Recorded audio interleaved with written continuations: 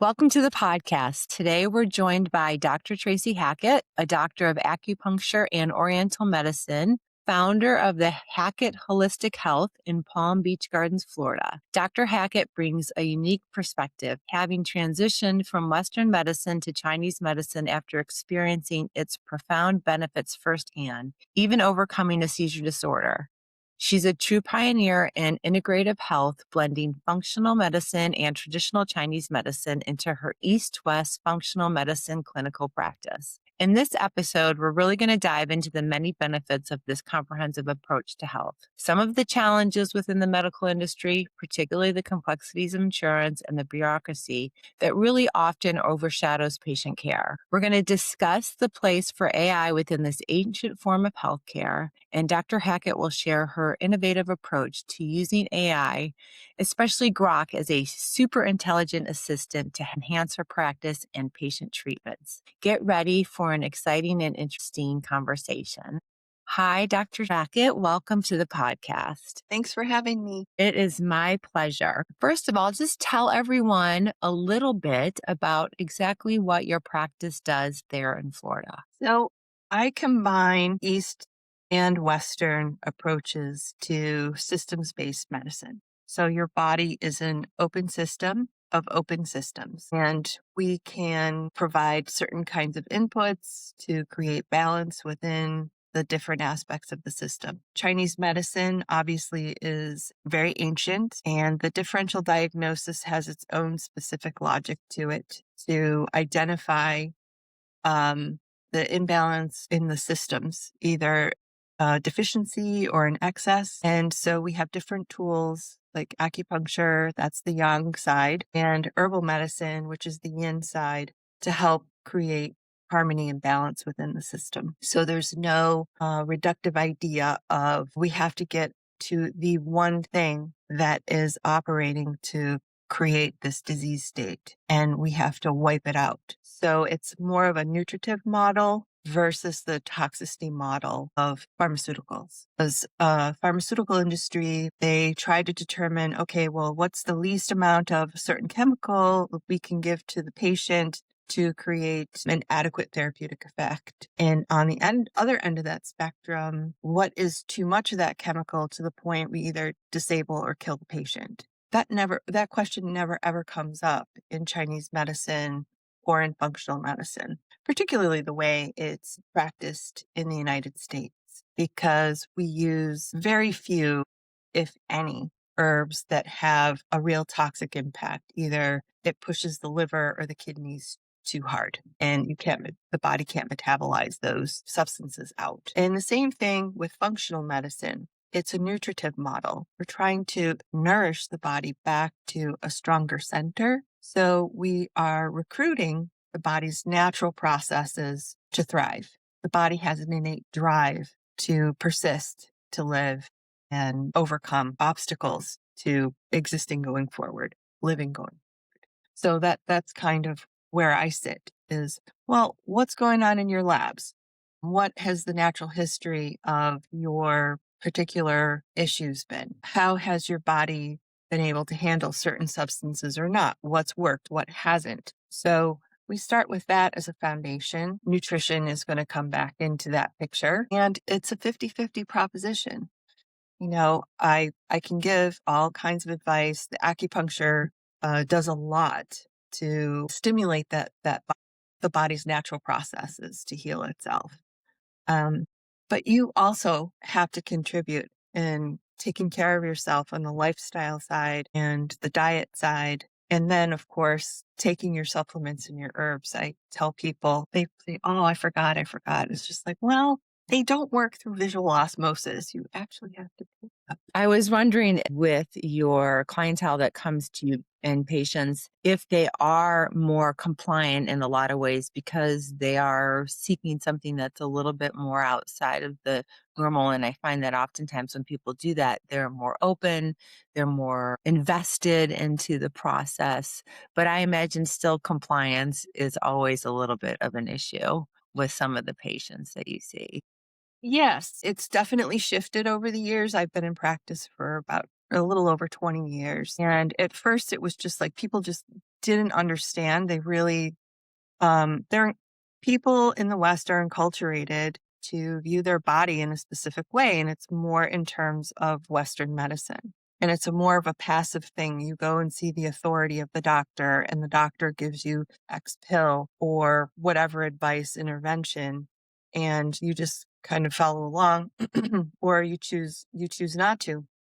But in this case, it's more of a dialogue. It's more of a relationship that gets built, and I do quite a bit of patient education, but it does seem that pre-COVID, post-COVID is definitely a line in the sand. People were very motivated to find an alternative to keep themselves healthy. So I was surprised. I was surprised at that. I thought, okay, well, things are going to just slow down and I'm going to have a bunch of free time. It was not like that at all. People were very panicked about the interventions that were suggested. They weren't completely accepting the definitions that were provided. So that's where I came in and help people support the natural function of their immune system to keep them healthy or to overcome illness as it's beginning to take hold in the system. That's a key part to things like cough, colds, allergies, stuff like that, to nip things in the bud before they get out of hand. So I found that people were very motivated and there was a different kind of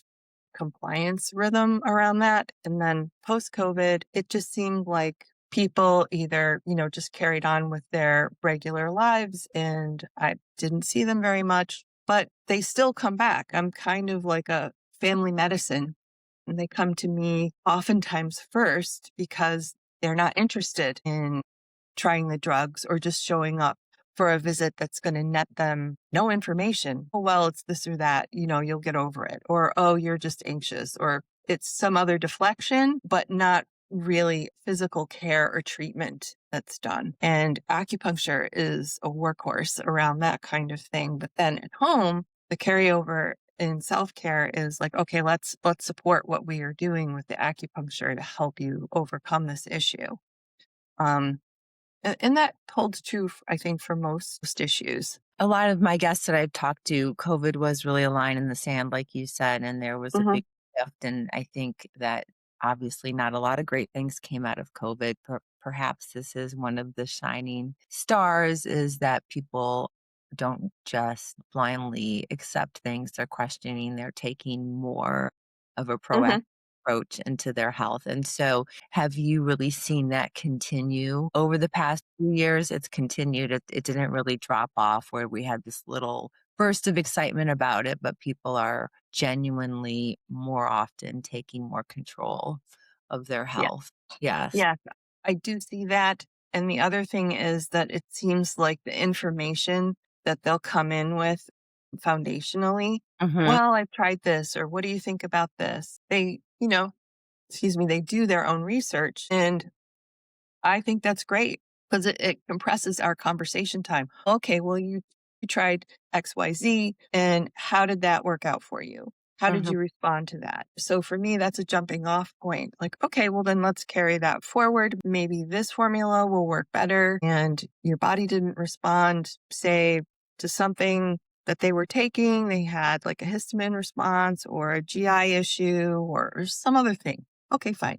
So we're not going to try that again. We'll go another direction. So I find that that baseline, that foundation is a little bit higher, a little bit more advanced than if we're just starting from scratch. I'm doing less patient education around that. There's still patient education. People don't really have a background necessarily in how their biological systems work together, how biochemistry works together. And the other part of it is knowing what's going to fit, what's going to tip some issue that they're having in the right direction. And it can be something that's not obvious. So during our pre-podcast chat, you mentioned your own journey that you were Hmm. struggling with your health, and that's what brought you to what you're doing now. And I find that so many people in this space and alternative medicine space typically had to heal themselves first or someone very close to them. And that's brought them on their journey. Do you want to share a little bit about what that looked like for you and what got you to where you are now? Yeah, sure. So in the early 90s, some opportunities opened up to me and I was really excited about it. And it just seemed like as soon as it started to gel and come together, I suddenly got very ill. I just started having seizures one day. It was really terrifying and strange. And in my early 20s, it just didn't match with anything that seemed to be a root cause or anything like that. I had always, since I was a kid, walking in the woods with my gran and collecting leeks and herbs and what to have and what not to have, and making little tinctures and teas and things like that through my teens. But this was so outside of anything I understood. I tried the Western medicine route because I was at a loss. I'd had no idea what to do about it. And that just wound up making me sicker. The medications are really heavy for seizure disorders. And in terms of testing and answers, it was just like nothing was positive. I moved to Florida. I got better to a degree, more sun, fresher air, that kind of thing. I was in New York before, and I got connected with a yoga studio and a nutritionist, and he helped me move off of the meds. But it was still a problem. It was still this underlying issue. I got a commission to paint a mural on a temple ceiling in India. And so I went there and I got exposure to Ayurveda and Siddha medicine, which again, I had another improvement, but there was still, I could feel there was still this underlying issue that was ready to pop up at any time with stress or the wrong thing in my diet. It was too delicate of a situation to feel like, okay, I'm better. I got back to the States and tried Chinese medicine, and that seemed to have a different kind of impact than yoga and Ayurveda and Siddha. I love those medicines and I got really good results from that to a degree, but Chinese medicine seemed to go deeper. So I went to school in San Francisco and serendipitously connected to a doctor there.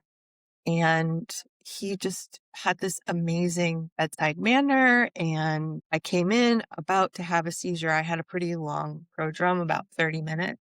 So I could kind of explain what was going on. And 9 needles later, it was gone. He forestalled that seizure from happening. So I said, okay, I will just do whatever you want me to. So I got acupuncture once or twice a week and I cooked the raw herbs, which smelled terrible and they tasted awful. And that's the reason why I don't have raw herbs in my clinic because compliance is really hard with that. The tablets are a lot easier. But, it took about 3 years of that treatment and it was completely gone. And so I haven't had any issue with that in over 20 years. So like 22 years, I haven't had anything. I'm certified to scuba dive. I've done all kinds of things that probably should have made them come back, in terms of like adventure and high altitude trekking, things like this. And fine, I'm fine. That's amazing. That's really amazing. With the acupuncture, are there cases where it's something that people need to do as an ongoing, almost like preventative protocol? Or is it you kind of can get the systems moving in the right direction where they need to be and then they no longer need it? Or is it a little bit of both, depending on what's going on with the patient? It depends on what's going on, but I think in an ideal world, getting acupuncture as a maintenance um, treatment is always a good idea. It's kind of like, well, you fill the tires with air in your car, you get the oil change. So I just call it a tune up. Nothing can be specifically wrong, but people, you accumulate kind of a stress feeling in your body.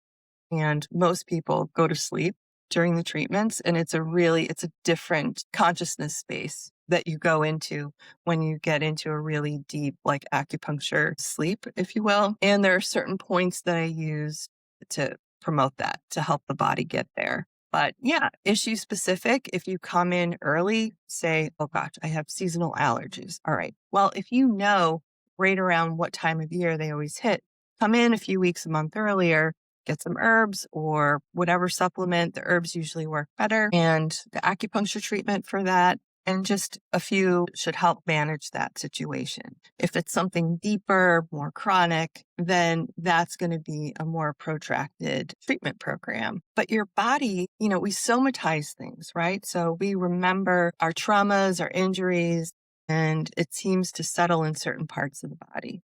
Like whenever I get an injury, it's always my neck right here or my back or something like that. It seems like there's almost a gravity around that where we have certain traumas. Sometimes memories come up in the acupuncture treatment. It's like your body is kind of untangling to a degree, plus whatever's happened with the injury. So your body remembers the acupuncture you've had before. It's quite an interesting phenomenon. So if you came in to see me today, and then I didn't see you for 6 months or 6 years, and you came in again, your body would still remember that experience of acupuncture. It has its own little momentum to it. It's pretty fascinating. I was going to say that's the word that came to mind. Fascinating. The human body is such a puzzle that we have just the barest glimmer of true understanding of everything that's going on, even with these ancient modalities. And how long has Chinese medicine been practiced? Thousands of years? Yes. So there are these things called bian stones. They are these sort of blunted looking needles. They're made out of jade. And first, um, the first discovery of that is in the Artial dig site. It's around Beijing, and they found these bian stones, and it was clear because they had like decorative carvings on one end and sort of this blunted point on the other. They had no other use. Plus, I have some in my clinic. I have these jade bian stones that I got in China, and they're used for like acupuncture, pressure, I should say. It's more of like stimulating the point, and jade has a very specific meaning and function in Chinese culture. And these stones found in that dig site, they're like 30,000 years old. So the original practitioners were shamans, and they were women. These were, tribal cultures. And over many thousands of years, we start to get like evidence of written records, the Yellow Emperors. The Yellow Emperors tome, that is famously like the one written record that is in existence that Western scholars can kind of get their heads around. And that is supposedly around 5,000 years old. But if you read the text itself, it's a dialectic between the emperor and his physician assistant. They're referring to acupuncture already as an ancient medicine. So for them, even 5,000 years ago, it's an ancient tradition of healing. And the discussion ensues from there. There are other documents that have been found in tombs and things like this, but it just seems like we have these certain inflection points where there was a download of knowledge, so to speak. It just pops up out of nowhere. And there are legends in Chinese culture around that. I can't, obviously speak to that or verify that. I wasn't there. But there's one for herbal medicine. There's one for acupuncture. There's, there are other pathways of healing and understanding that just all seem to kind of crop up around the same time, about 5,000 years ago or so, attributed to these immortals who came descended from heaven and presented or downloaded, if you will, this information to humanity. Knowledge of the meridians and points and animal husbandry and how you cultivate certain herbs and the properties of herbs. And it's an enormous amount of information to just suddenly crop up. Begs a few questions. So fast forward now to the United States, and no conversation about any type of medicinal practice would be complete without talking about insurance, because unfortunately it overrides so much of our medical care at this point. And it dictates to a large extent the care that we are able to receive. So in your practice, you do not accept insurance, but I would, but they make it so hard for me to get paid. And there's it seems like there's always a new obstacle. Oh, well, you have to get pre-authorization. It's like, well, that's not what our original contract says. Like they renegotiate things on the fly. And so it's a completely untrustworthy process. So it takes too much time for me to actually wind up billing and get paid. And it interferes with my patient relationship. I don't want the finances to get cloudy and confused because in the best relationships, that can just completely deflate it, derail it. So I just decided I'm not going to take insurance. There was a time that taking insurance was viable. I used to practice in Washington, D.C. And before Obamacare really took root and all those laws that gave the insurance companies all the permissions they have to do what they do now really kicked in, a lot of people actually had that coverage in their policies. So that was a really good, viable portion of our practice. But yeah, I would say right now completely cash based, and either people value the outcomes they get from what I do, and that comes from a basis of understanding and a history of engaging this type of medicine. The other side of that is I'm at the end of my rope. I've tried everything and I don't know what to do. This is either going to work for me or I don't know what I'm going to do. This can't stand. So they're kind of at the end of their rope on one side, or people who historically value the outcomes they get from the actual preventive medicine that I provide, that keeping them healthy or helping them dig out of something that's happened, helping them heal from that. So I never tell my patients, oh, well, Western medicine is this big, bad, evil thing. No, it isn't. If you break your arm, you're going to go to the ER. Yeah, I can help the bone mend, but setting, not really my wheelhouse. Well, that is part of what you do, right? Is a combination, the best of the East and the West in what you do, your practice there. Sounds like you've made a nice shift away into the cash basis and away from having to deal with the insurance company. And you did mention that if people have FSA and HSA funds, they can utilize those quite often with your services. So that's great. I think more and more people are becoming aware of that and planning for that.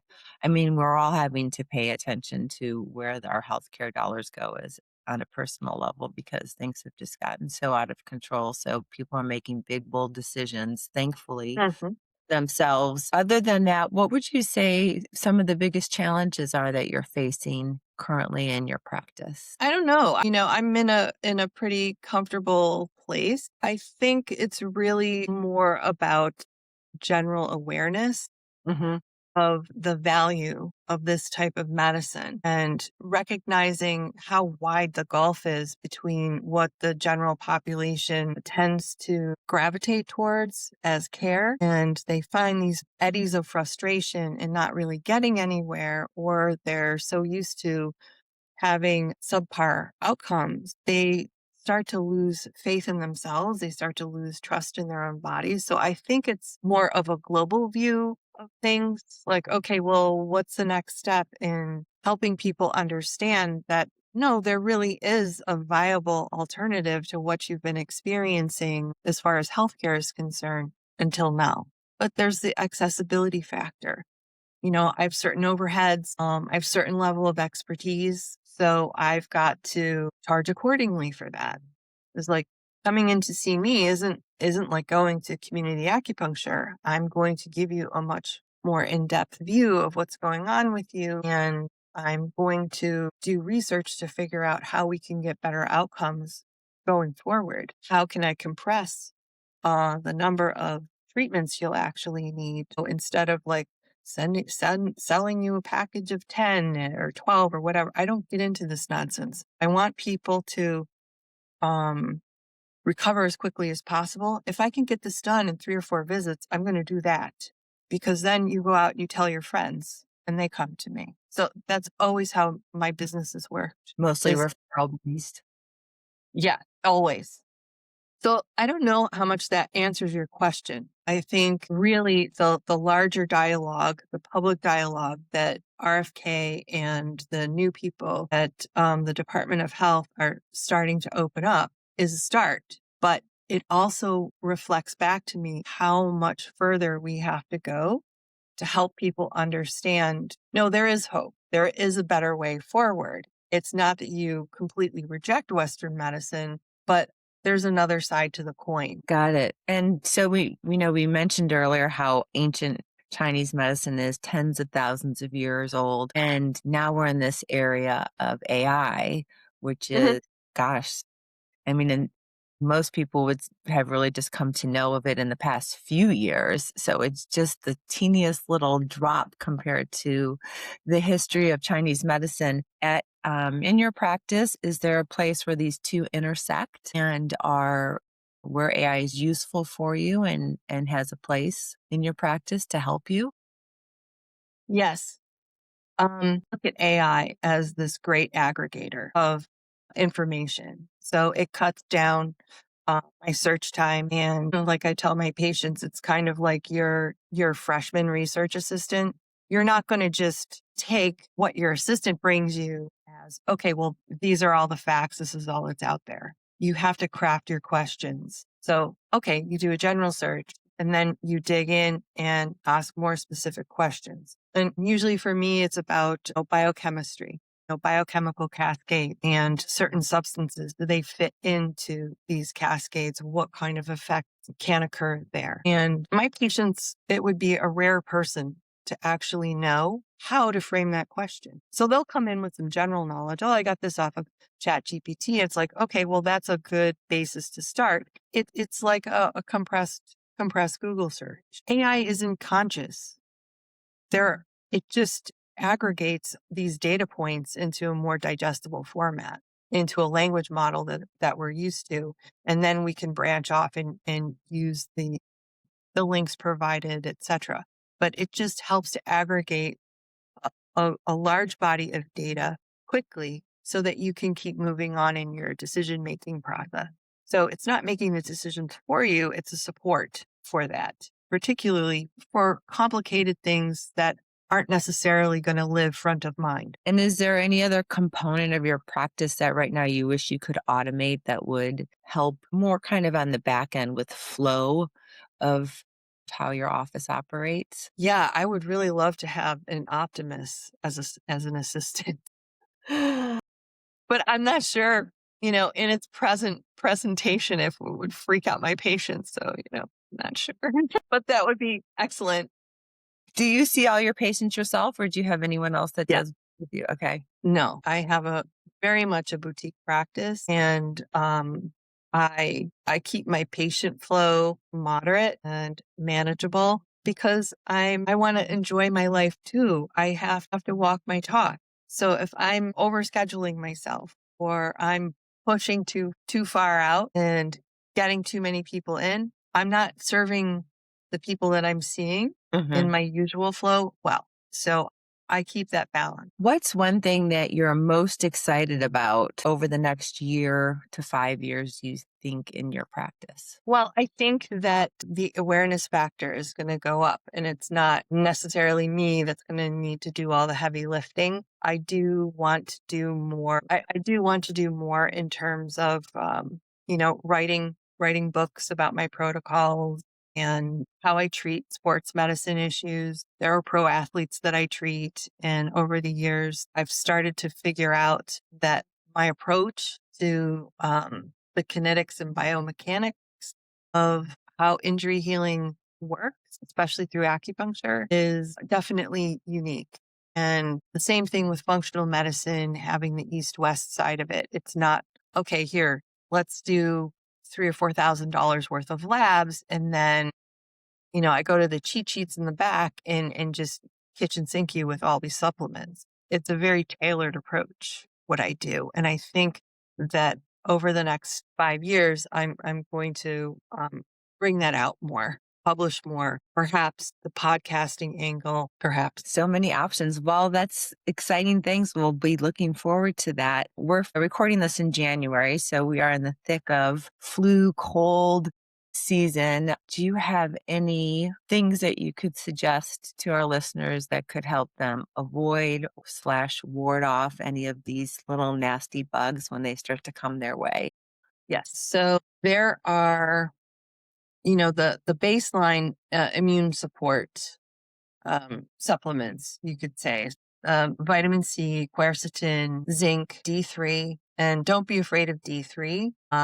If you start to feel something coming up, most of my patients get the recommendation of, here, there's a 50,000 IU capsule. Just take one or two times a month just to keep your D leveled up if you're not getting enough sun. 1,000 daily if something is coming on, or just before travel. 3 to 4,000 milligrams of vitamin C is usually enough for most people. The dosing on quercetin and zinc, unless you've got a methylation issue, I usually keep the zinc around 15 milligrams max, because it is an element, and there is a toxicity factor to it if your body accumulates too much. But people who are poor methylators use a lot of zinc to accomplish what other people normally do. So you can go up to 30 or more than that, but it's always good to get recommendations around that specific to your blood work and your case.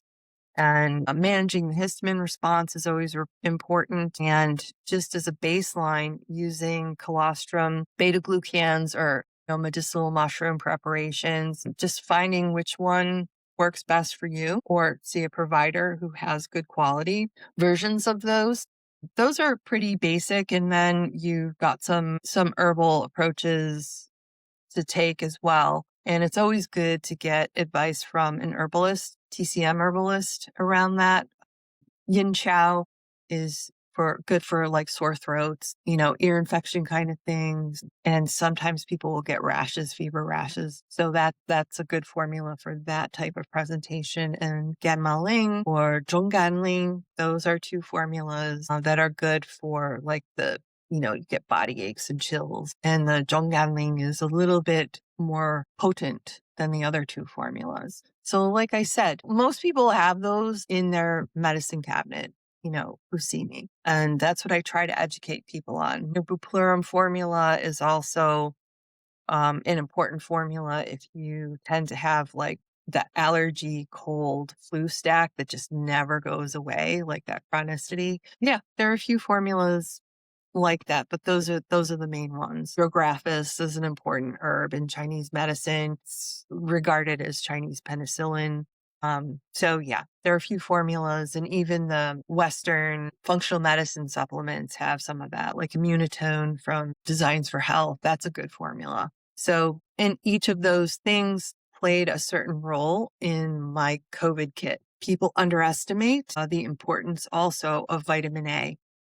So that's something I think people definitely overlook supplementing for. So yeah, you can get a certain amount in carrots, but everyone knows the current complaints about the food supply. So we really do kind of need to supplement for that. And, I prescribe people ivermectin. That's not even a question. There's a compounding pharmacy that I get it from, and that goes to my patients as well. So I think ivermectin is very, very valuable. So for people obviously that live close to you, they can come and see you in person. But if someone wanted some help with some of this, do you do teletype, or could they order some of these supplements through you, some of the supplements and herbs that you recommended, so that they knew that they were getting their hands on a good quality source? Yes, I do have remote patients that I work with. They're in this area of Florida only part of the year, and they have their main residence elsewhere, that kind of thing. Yeah. So I drop ship things.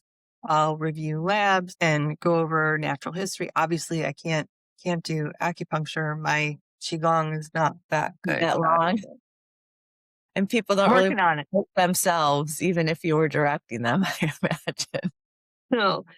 So yeah, I'll tell people, find an acupuncturist that, you can talk to, that you feel comfortable and relaxed with, and we can do the other side of things.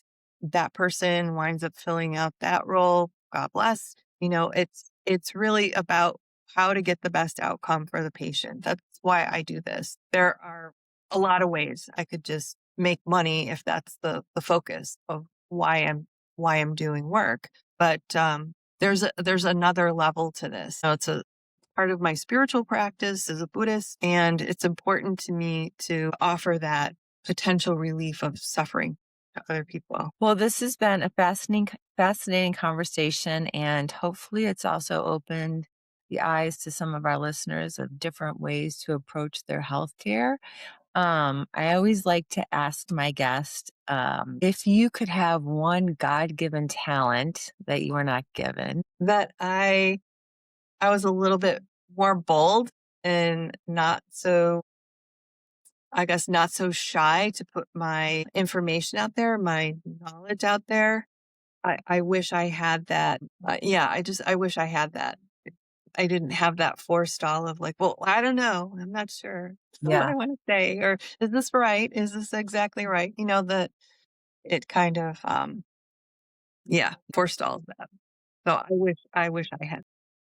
Well, it's good that you're getting the information out there because I think as you've already helped a lot of people, you're going to continue to help a lot more people. Hopefully, people will be more open to this approach, taking more of their health into their own hands and doing really what is best for them on an individual basis. With that, how I'm going to put all of your links in our show notes, but let everyone know how they can get in touch with you. What's the best way to find you? Well, you can call me. The 561-632-4777. That's my clinic number. And my website, you can reach me through my website, which is Hackett with two T's, holistichealth.com. There's, contact form through that. And, or email Dr. Tracy at HackettHolisticHealth.com. Thank you, Dr. Tracy. I appreciate you taking the time. I appreciate your great tips to help us get through the nasty season right now. All of this very fascinating. Appreciate the work that you do, and hopefully, I'll be in Florida one day because I would love to come in and see. And actually, I haven't had acupuncture, but I would love to experience that and just to have a face-to-face conversation with you about all of the amazing things you're doing there at your clinic. So kudos to you. Yeah, All right. I'd love that. That'd be great, Beth. So thanks for having me. And yeah, I hope I was able to, provide a good picture for your listeners. I think you did an amazing job. Thanks, Dr. Tracy.